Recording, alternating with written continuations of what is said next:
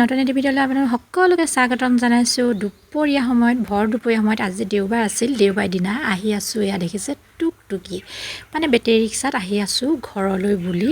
আৰু ক'লৈ গৈছিলোঁ আপোনালোকে গম পায়নে? নামৰূপলৈ গৈছিলোঁ। নামৰূপত এইকেইদিন শুকুৰবাৰৰ পৰা মানে আছিলোঁ। আজি দেওবাৰ দিনা ঘূৰিছোঁ মানে শুকুৰবাৰৰ পৰা বিয়া আছিল। বিয়াৰ আগ মুহূৰ্তৰ পৰা ঘৰৰ পৰা একদম এইবিলাক মিঠৈ চিঠৈ বনোৱাৰ পৰা আদি কৰি লৈ ওলাইছিলোঁ।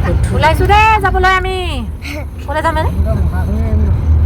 গধূলি। এয়া দেখিছেনে ৰাতি নোৱা খাবলৈ লৈছোঁ। তাৰপিছতে ভৰাই ল'লোঁ তেল, মানে তেল নভৰালেতো গাড়ী নচলিব। আৰু মোৰ লগত কোন কোন আহিছে সকলো অকণমান দেখাই দিছোঁ দেই। ৰাতি হয় যে অকণমান আন্ধা দেখিছে, যি দেখিছে এয়াই আৰু।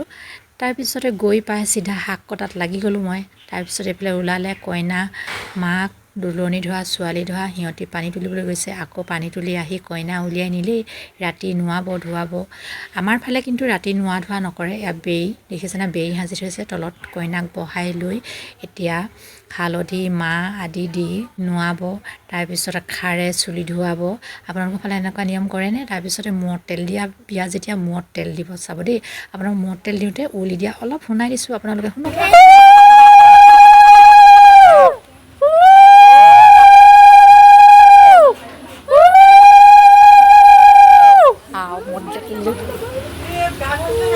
মূৰত তেল দিয়াৰ পিছত কইনাক গা পা ধুৱাই মেলি আজৰি কৰি ইয়াত 3 পাক ঘূৰোৱাৰ পিছত কইনাজনীয়ে যে বিয়াখন লুটিয়াই পেলাব লাগে। আপোনালোকৰ সেইফালে নিয়ম এনেকুৱা কৰেনে? আমাৰ ফালে কৰে, ইয়াতো কৰিছে। ইয়াত ডিব্ৰুগড় ডিষ্ট্ৰিক্ট, আমাৰ শিৱসাগৰ ডিষ্ট্ৰিক্ট এনেকৈ লুটিয়াই দিয়া হয়। তাৰপিছত কইনাগৰাকী ৰভা তললৈ নি ধুনীয়াকৈ বহাই মেলি লয়। তাৰপিছত মই ভিতৰ পিনে চাহৰ যোগাৰ ধৰিলোঁ।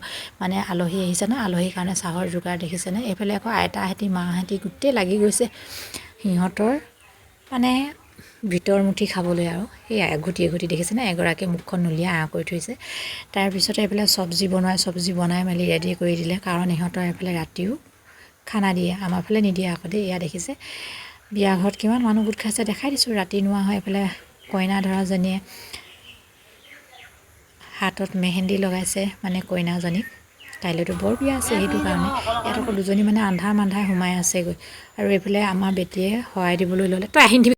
এইটো চাইডে আকৌ এইটো এটা নিয়ম আছে, মানে শৰাইখনত কেইটকা দিছে কি দিছে দাঙি পেলাই চোৱাৰ পিছতে শৰাইখন গ্ৰহণ কৰে।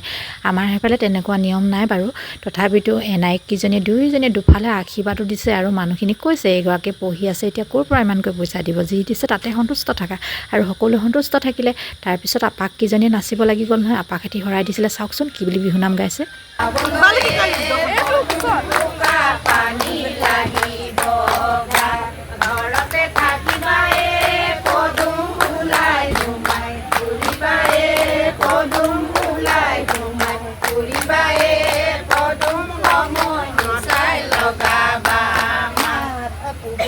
তাৰপিছত বৰ্তাকে শৰাই দিলে। বৰ্তাকে শৰাই দিয়াৰ পিছত এনাইক নাছিল।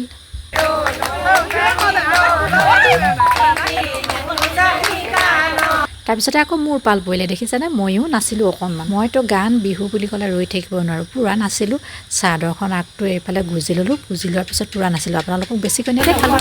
তাৰপিছতে আকৌ মামাকেইটি শৰাই দিলে, মামাকেইটি নাছিলে, সিহঁতকো অকণমান আপোনালোকক দেখাই দিছোঁ দেই।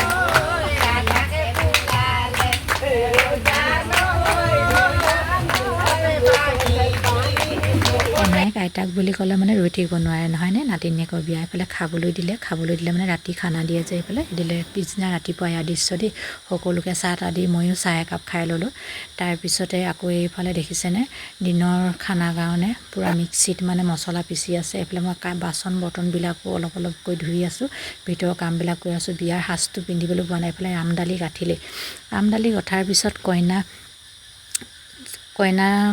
নহয় আৰু কইনা ধৰা আৰু দুলনি ধৰা মাক এনেকৈ আৰতীসকলে পানী তুলিবলৈ ওলালে। দেখিছেনে, পানী তুলিবলৈ গৈছে। মই ভিডিঅ' কৰি আছোঁ। মই এতিয়ালৈকে কাপোৰ সাজ পিন্ধা নাই, সেইকাৰণে মই নিজে ওলোৱা নাই দেই। ঘৰত যেনেকৈ পিন্ধোঁ তেনেকৈ পিন্ধি আছোঁ, সিহঁতক ভিডিঅ' কৰি আছোঁ। এয়া পানী তুলিবলৈ বুলি গৈ আছে। পানী তুলিবলৈ গৈ আছে মানে আমাৰ মানে টাউনৰ জেগাত অলপ অসুবিধা হয়, পুখুৰী আৰু নদী চদী নাথাকে যে, সেইটোৰ কাৰণে ঘৰৰ পৰা পানী এটিং লৈ যাবলগীয়া হৈছে। গাঁৱলীয়া জেগাত বেলেগ বাৰু। আপোনালোকৰ সেইফালে এনেকুৱা নিয়ম কৰেনে? আমাৰ ফালে হ'লে এইবিলাক কৰে দেই। এনেকৈ কলপাতত মানে আমাৰ পুখুৰী পাৰত বা নদী পাৰত এনেকৈ কৰে, কিন্তু ইহঁতো তেনেকেই কৰে। কৰিলেও মানে এনেকুৱা হৈছে যে টাউনৰ জেগাত নদী পুখুৰী বিচাৰি ফুৰিবলৈ সময় নাই, এনেকৈ কৰি দিছে। আপোনালোকক অকণমান দেখাই দিছোঁ এনেকুৱা একেই নিয়ম কৰে নে নকৰে আপোনালোকে কমেণ্ট কৰিবলৈ একেবাৰে নাপাহৰিব দেই। তাৰপিছত টিঙত লৈ যোৱা পানীখিনি পানী কাটি পিনি ভৰাব। এতিয়া চাব দেই কলচীটোত এয়া দেখিলেনে কেনেকৈ ভৰাইছে। মই কিন্তু গান চানবিলাক মানে বিয়ানাম চিয়ানামবিলাক আঁতৰাই দিলোঁ আৰু এয়া আৰতি বিয়ানাম গাই গাই ঘূৰিছে আৰু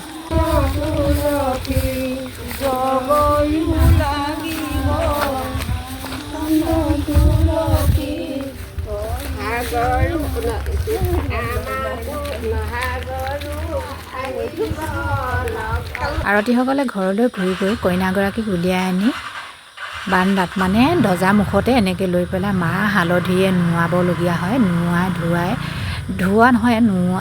নোৱাই পেলাই আকৌ বেৰি তেললৈ নিয়া হয়। বেৰি তেলত 3 পাক ঘূৰোৱাৰ পিছত বিয়াখনত বহাই আকৌ নোৱাই মাহ হালধি দি নোৱাৰ পিছত ধুনীয়াকৈ গা পা ধুৱাই দিয়া হয়। গা পা ধোৱাৰ পিছত কাপোৰ এসাঁজ পিন্ধাই ৰভাতললৈ নিয়া হয়। আৰতীসকলে বিয়ানাম গাই আছে দেখিছেনে ছাইডত। মানে এতিয়া বেছিকৈ মানুহ হোৱা নাই, সোনকালে গাটো ধুৱাই দিয়া হৈছে। এয়া দেখিছে মই শেষৰ সময়ত মই অকণমান ধুৱাই মেলি আজৰি কৰি কাপোৰ সাজ মই পিন্ধাই দিলোঁ, কাৰণ কইনাগৰাকী গা ধুবলৈ গুচি গ'লগৈ।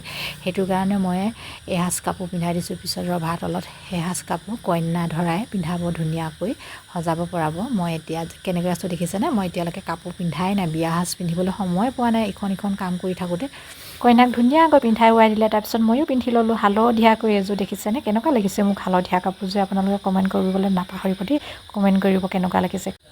কইনাজনী আকৌ বেলেগ এসাঁজ পিন্ধিলে নহয়। আপোনালোকে জনাওকচোন কোন সাজে বেছি ধুনীয়া লাগিছে আমাৰ কইনাজনী, মানে মোৰ ভাগিনজনী।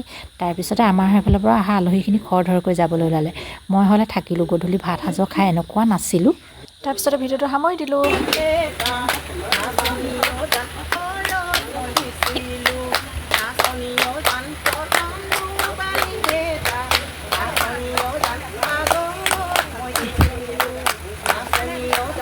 আজিলৈ ভিডিঅ'টো ইমানে আছিল। বাই বাই, নতুন এটি ভিডিঅ'লৈ পুনৰ আহিম।